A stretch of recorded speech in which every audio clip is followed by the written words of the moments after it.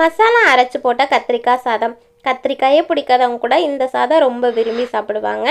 கண்டிப்பாக ட்ரை பண்ணி பாருங்கள். வாங்க வீடியோக்குள்ளே போகலாம். ஸ்டவ் ஆன் பண்ணி ஒரு பேன் வச்சுக்கலாம். 1 ஸ்பூன் கடலைப்பருப்பு, உளுந்தம்பருப்பு, ஒரு 10 போல் நிலக்கடலை, 3 வரமிளகா, 1 ஸ்பூன் சீரகம் எல்லாத்தையும் நல்லா வறுத்துக்கலாம்.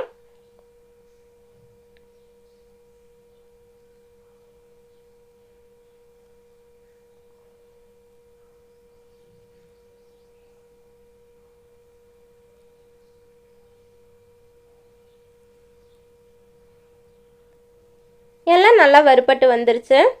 இப்போது இதில் அரை மூடி தேங்காய் துருவி வச்சுருக்கேன், அதை சேர்த்துக்கலாம். தேங்காய் சேர்த்து அதையும் லைட்டாக வறுத்துக்கலாம். வறுத்துட்டு இது எல்லாத்தையும் ஒரு மிக்ஸி ஜாரில் சேர்த்து ஓரளவுக்கு கொரகொரப்பாக அரைச்சி எடுத்துகிட்டு வந்துடலாம்.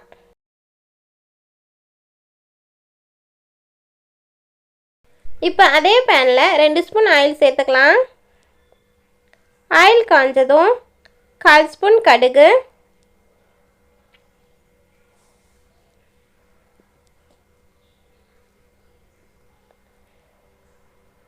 அது கூடவே 1/4 ஸ்பூன் சீரகம் சேர்த்துக்கலாம். சீரகம் பொரிஞ்சு வந்ததும் இதில் ஒரு பெரிய வெங்காயம் கட் பண்ணி வச்சுருக்க அதை சேர்த்துக்கலாம். அது கூடவே கொஞ்சம் கருவேப்பிலை எல்லாத்தையும் சேர்த்து நல்லா வதக்கிக்கலாம்.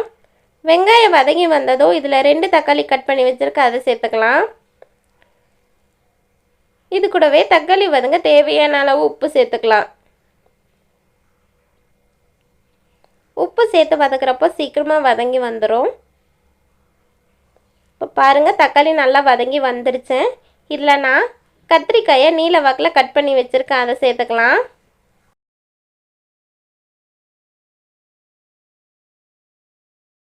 கத்திரிக்காய் சேர்த்து நல்லா கலந்து விட்டு வதக்கிக்கலாம். நம்ம இது எண்ணெயில் தான் வதக்க போகிறோம். ஒரு 5 நிமிஷம் மூடி போட்டு மீடியம் ஃப்ளேமில் வேக வச்சு எடுத்திங்கன்னா நல்லா வெந்து வந்துடும். இப்போ இதுக்கு தேவையான மசாலா ஆட் பண்ணிடலாம். 1 ஸ்பூன் மல்லித்தூள், 1/4 ஸ்பூன் மஞ்சத்தூள் எல்லாத்தையும் சேர்த்து அந்த மசாலாவோட பச்சை வாசனை போகிற வரைக்கும் வதக்கிக்கலாம்.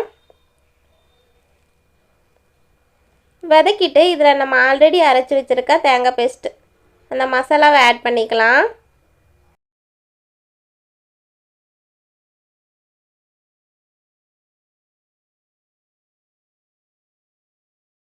இந்த மசாலாவை சேர்த்து ஒரு நிமிஷம் நல்லா மீடியம் ஃப்ளேமில் வச்சு கலந்து விட்டுக்கலாம்.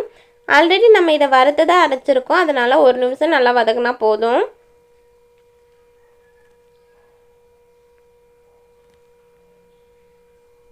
நல்லா கலந்து விட்டு ஆல்ரெடி நான் சாதம் வேக வச்சு வச்சுருக்கேன், அதை சேர்த்துக்கலாம். இது கூட சேர்த்துட்டு நல்லா கலந்து விட்டுக்கலாம். அவ்வளோதாங்க, சூப்பரான கத்திரிக்காய் சாதம் ரெடி ஆயிடுச்சு. நீங்களும் கண்டிப்பாக ட்ரை பண்ணி பார்த்துட்டு எப்படி வந்துச்சுன்னு கமெண்ட்டில் சொல்லுங்கள். வீடியோ பிடிச்சிருந்தா லைக் பண்ணுங்கள், ஷேர் பண்ணுங்கள், மறக்காமல் சப்ஸ்கிரைப் பண்ணுங்கள். நிறைய பேர் வீடியோஸ் பார்க்குறீங்க, சப்ஸ்கிரைப் பண்ணாமல் வீடியோஸ் பார்க்குறீங்க, மறக்காமல் சப்ஸ்கிரைப் பண்ணுங்கள். தேங்க்ஸ் ஃபார் வாட்சிங். நிறைய ஷேர் பண்ணுங்கள்.